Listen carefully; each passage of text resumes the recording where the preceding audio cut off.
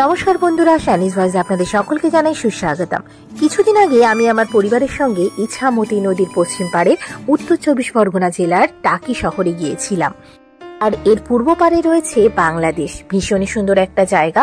আর এই যে পুরো টাকি ভ্রমণ নিয়ে আমি একটা ইতিমধ্যেই ব্লগ ছেড়ে দিয়েছি, যেখানে সমস্ত বিস্তারিত বর্ণনা রয়েছে। টাকির বিভিন্ন সুন্দর সুন্দর স্পটগুলো ওখানে আমি দেখিয়েছি। আর আজকে এই ব্লগটাতে আমি দেখাবো টাকির অন্যতম ঐতিহ্যবাহী জায়গা ঘোষবাড়ি। টাকি 5 নম্বর ওয়ার্ডের ইছামতি নদীর কাছেই রয়েছে ঘোষেদের জমিদার বাড়ি। টাকি রাজবাড়ি ঘাট থেকে টোটো নিয়ে আমরা একের পর এক বিভিন্ন স্পটগুলো দেখতে লাগলাম। আর এই টোটোটা আমরা রিজার্ভ করে নিয়েছিলাম।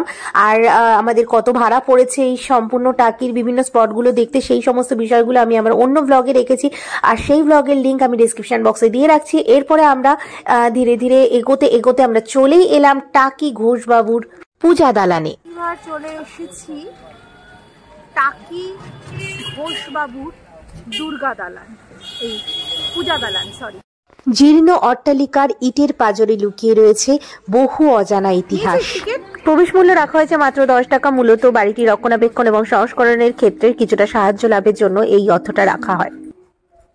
কত বছর হবে, মানে এই পুরনো এটাই বাড়িটা কত বছর পুরনো হবে? 400 বছর। বাপরে বাপ। এই মানে বাড়ির যারা উত্তরাধিকার কেউ নেই এখন? হ্যাঁ, এখানেই থাকেন তারা। সামনে দাঁড়িয়ে হ্যাঁ হ্যাঁ সামনে দাঁড়িয়ে রয়েছে। আচ্ছা আচ্ছা আচ্ছা, আমি বোধহয় বুঝতে পারিনি। আমার নিয়ে 8 জেনারেশন। আচ্ছা, আপনার নাম কি? আমার নাম সুশান্ত কুমার ঘোষ। বাহ, খুব ভালো লাগলো।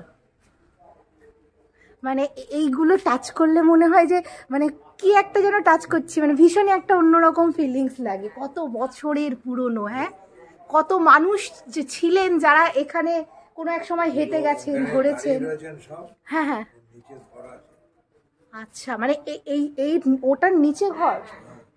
আচ্ছা আচ্ছা, বাহ, দেখে আসি তাহলে। আচ্ছা, নাটক হতো বছরে 2বার।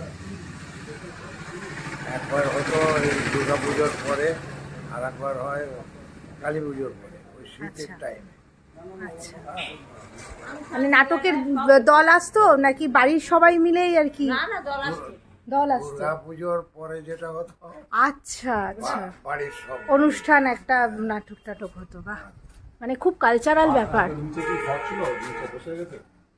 বাহ, বন্ধ।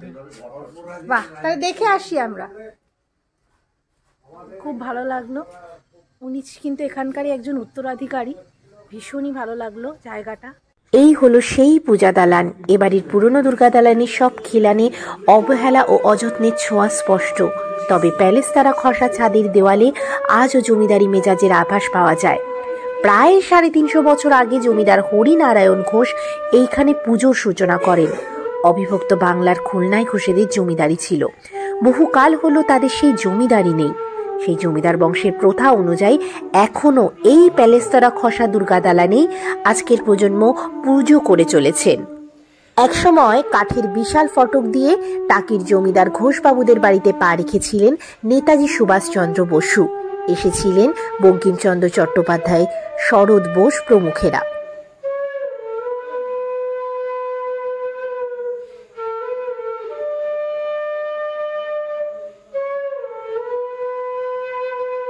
আমি বরাবরই পুরনো সময়ের সমস্ত কিছু দেখতে ভীষণ ভালোবাসি। একটা ইতিহাসের গন্ধ পাওয়া যায়, তাকে কাছ থেকে ছুঁতে পারা যায়, এই বিষয়টা আমি ভীষণভাবে উপভোগ করি। আর এই জায়গাটা দেখুন, একটা ভিত রয়েছে, দেখে মনে হচ্ছে যে এখানে ঘরটর ভেঙে দেওয়া হয়েছে, বাট সেটা নয়। ঘরটা রয়েছে কিন্তু নিচের দিকে, মাটির নিচের দিকে রয়েছে। আর এখান দিয়ে একটা যাওয়ার পথ ছিল, সেটা বন্ধ করে দেওয়া হয়েছে। এখানে বিভিন্ন সিনেমার শুটিং হয়েছে এবং এখনো মাঝে মাঝে এখানে বিভিন্ন সিনেমার শুটিং হয়। এক সময় 1 বছর অন্তর শাক্তমতে পাঠা বলি দিয়ে পুজো করা হতো। পরে এই বংশের মতিলাল ঘোষ বৈষ্ণব ধর্ম নিলে বৈষ্ণব মত অনুযায়ী আখ ও চালকুমড়ো বলি শুরু হয়।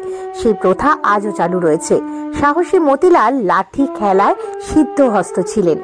কথিত আছে একবার ডাকাতদের লড়াইয়ে হারিয়ে ৬-৭ জন ডাকাতকে বেঁধে টাকিতে নিয়ে আসেন তিনি। তখন থেকেই প্রবাদ চালু হয় টাকির লাঠি, সাতক্ষীরার মাটি ও গোবর ডাঙার হাতি। এইদিকে সাইডটা দেখুন আরোই জরাজীর্ণ অবস্থা। এই মুহূর্তে রয়েছি ঘোষ বাবুর বাড়িতে। আমরা দেখতে পাচ্ছি এই জায়গাটা মানে কতটা, এই বিল্ডিংটা কতটা পুরনো, আর প্রত্যেকটা ইট দেখলেই বোঝা যাচ্ছে যে কতটা পুরনো। প্রায় শুনলাম আমরা 400 বছরেরও বেশি সময় হয়েছে এই বাড়িটা। তো নিশ্চয়ই রক্ষণাবেক্ষণ তো হয়, কিন্তু কিছু কিছু অংশ আমরা দেখছি অনেকটা ধসে গেছে খানিকটা। তো সেটা হয়তো মেরামত চলবে বা মেরামত হবে, কারণ এই সমস্ত জিনিসগুলো রক্ষণাবেক্ষণের ভীষণ প্রয়োজন আছে। তো খুবই খুবই সুন্দর লাগলো। আমার তো ভীষণভাবে ইচ্ছে আছে কোনো একটা বছর এখানে দুর্গাপুজোর সময় এসে কিছুটা সময় কাটানো, কারণ এখানে দুর্গাপুজোর একটা আলাদাই বিশেষত্ব রয়েছে। তো আপনারাও যদি সময় সুযোগ পান তাহলে দুর্গাপুজোর সময় বিশেষ করে এখানে অবশ্যই আসবেন। আর এই ব্লগটা এখানে শেষ করছি, খুব তাড়াতাড়ি ফিরছি নতুন ব্লগ নিয়ে। সকলে ভালো থাকুন, সুস্থ থাকুন, ধন্যবাদ। ভীষণ ভালো লেগেছে।